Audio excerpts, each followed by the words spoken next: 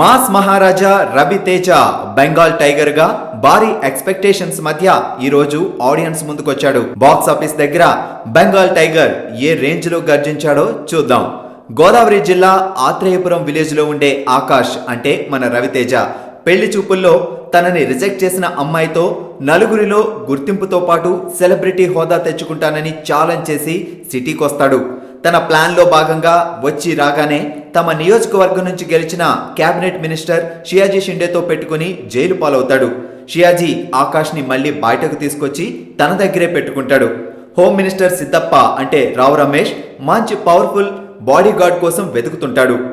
రవితేజ ఈ ఇద్దరి మినిస్టర్ల మధ్య మైండ్ గేమ్ ఆడడం, ఈ మధ్యలో రాశి ఖన్నాతో లవ్, తనకేదైనా పవర్ ఇవ్వాలనుకున్న మినిస్టర్కి తను సీఎం ఆఫీస్కి వెళ్లాలని చెప్పడం, లవ్ పేరుతో తమన్నా రాశి ఖన్నాలతో ఆడుకోవడం, ఇలాంటి అంశాలతో out and out comedy entertainer గా ఫస్ట్ హాఫ్ కంప్లీట్ అవుతుంది. సెకండ్ హాఫ్కి వచ్చేసరికి అసలు ఆకాష్ ప్లాన్ ఏంటి, సీఎం ఆఫీస్కి ఎందుకు వెళ్లాలనుకున్నాడు లాంటి కంక్లూజన్ కి క్లారిటీ ఇవ్వడం జరుగుతుంది. రవితేజ మళ్లీ తన పర్ఫార్మెన్స్ తో మాస్ ఆడియన్స్ ని మెప్పించాడు. తమన్నా పాలరాతి శిల్పంలా మెరవగా, రాశి ఖన్నా మినీ బికినీలో అందాలు ఆరబోసింది. Bheem songs, R R Soundararajan cinematography, production values తో పాటు సెలబ్రిటీ శాస్త్రిగా పోసాని, ఫ్యూచర్ స్టార్ సిద్దప్పగా 30 ఇయర్స్ పృథ్వీ, అమలాపాల్ గా బ్రహ్మానందంల కామెడీతో పాటు రావు రమేష్, షియాజీ షిండే, బొమ్మన్ ఇరానీల యాక్టింగ్ బాగుంది.